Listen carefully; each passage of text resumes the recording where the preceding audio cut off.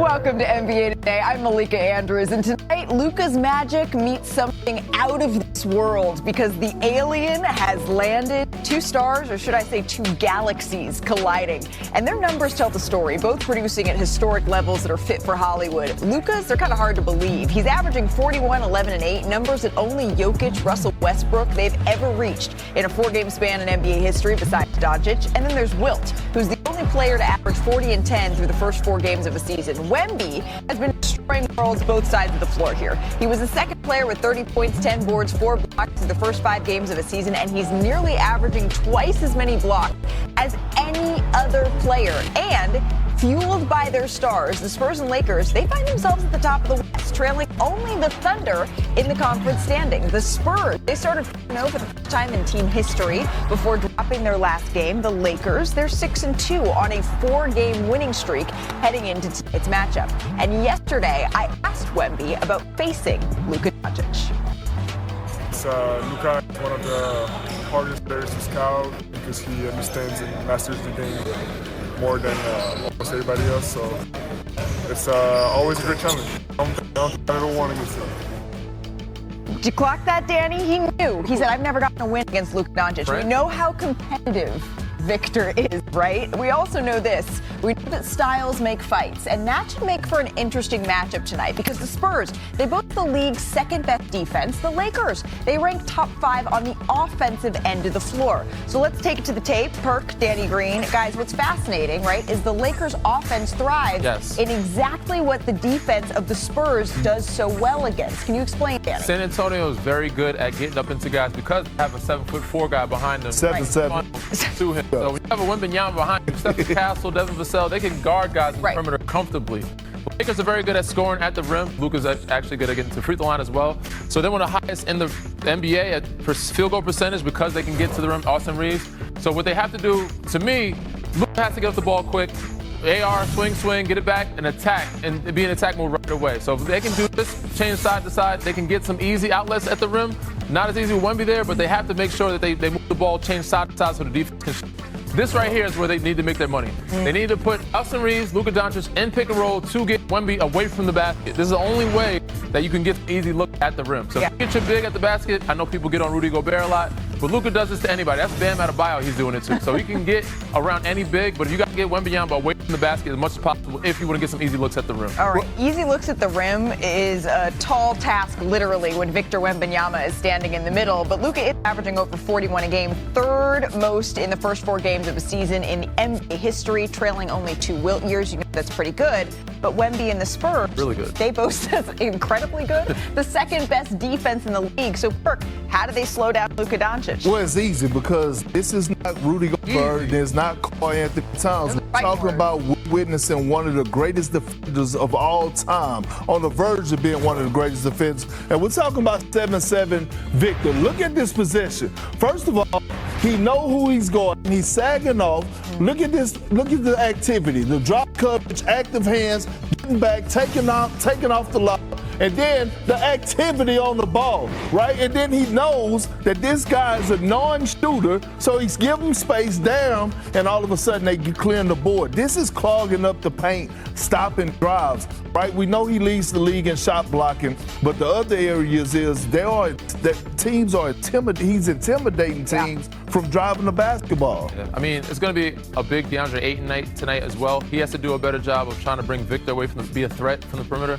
But ultimately, it's going to be Austin Reeves and Luka trying to put him in pick and roll and make him work on that end of the floor. Right. Look. Thanks to Wemby, the Spurs have really walled off the paint with the 3rd best defense against paint shots this season. But it's a little bit of a different story outside of the paint, right? The Spurs, they're allowing teams to shoot nearly 40% from 3. That is in the bottom 5 of the league. So now joined by our front office insider, Bobby Marks.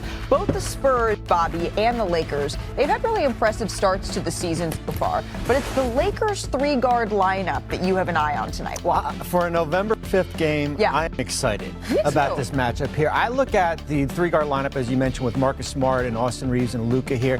They are running teams off the floor right now. 146 points per 100 possessions. They are a plus 29. Of course, this will probably change when LeBron comes back into the lineup here.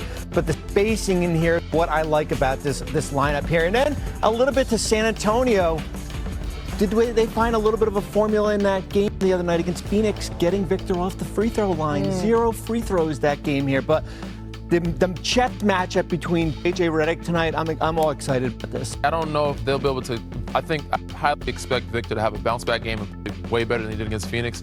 But if Lakers want a chance to win, do have to push the pace. And I have to give a lot of credit to the young guys. Jake LaRavia is showing up. We said Marcus Smart, Luka Austin, they're playing well. But they got to do a good job of trying to set. With Victor Wembanyama, they got to get him away from the basket as much as possible. They got to put him in pick and roll, make him work defensively as much as possible. But again, the Lakers have done a great job. I'm going to give a lot of credit to JJ Redick and those younger guys that have shown up. Jake LaRavia and Marcus and Nick Jr. Yeah, getting some shots. To win a game against Portland with Luka and AR resting is a big win for them. Well, this is a huge test this is the biggest test for Victor and the San Antonio Spurs. That they've had this part of the season. Yeah, they're going against the best duo in basketball right now. Yeah. Luka Doncic and Austin Reeves, right? Both of these guys are putting up MVP-type numbers, right? It's no other second option in the league or Robin in the league that's like Luka is top 5 in scoring. Austin Reeves is top 5 in scoring and top 5 in assists. Right, and he's the Robin to this squad, so it's like it's like we're witnessing greatness right in front of our eyes when it comes to Austin Reeves. And why I say greatness? Because he's getting you to 31 points, but he's also getting you to 9 assists, so he's making people around him better. On top of that, when his shot is not falling, you know what great players do? They get to the free throw line. He is getting to the free throw line at a high rate, and especially those games when Luka is not playing. So I'm looking around the league and I'm saying to myself, what other duo is doing what these two guys are doing? And it's not one. Yeah. I remember when I was on a show 2 weeks ago when I said, did they have enough offense? And Perk was like, oh. He looked at me like, what? And what happened was, in the Miami game, 21 assists between the two players. Making other players around you better. Marcus Smart, Rui Hachimura, Jackson Hayes. They made Jackson Hayes look like a young Kenyon Martin the other day. So it's about the ability to kind of spread the basketball. And the fact that I didn't think they could play fast.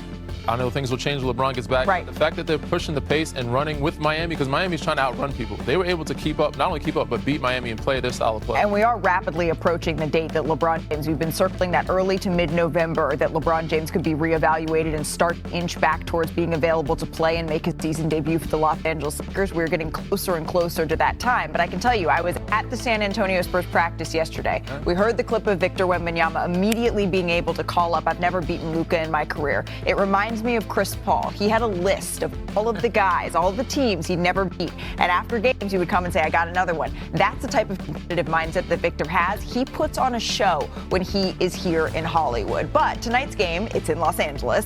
And Luka, Wemby, he's always talked about that feeling of wanting to play against the Lakers, what it's like for the first time. He talked about that his rookie year. But the Spurs now, they're on a mission to cultivate a new identity. And it's centered around their young superstar. And it means creating an electric atmosphere with fans. And they've gotten a pretty interesting way that they're going about this. It's delightful, actually. They've held tryouts, and Wemby is the judge. What's going to make people stand out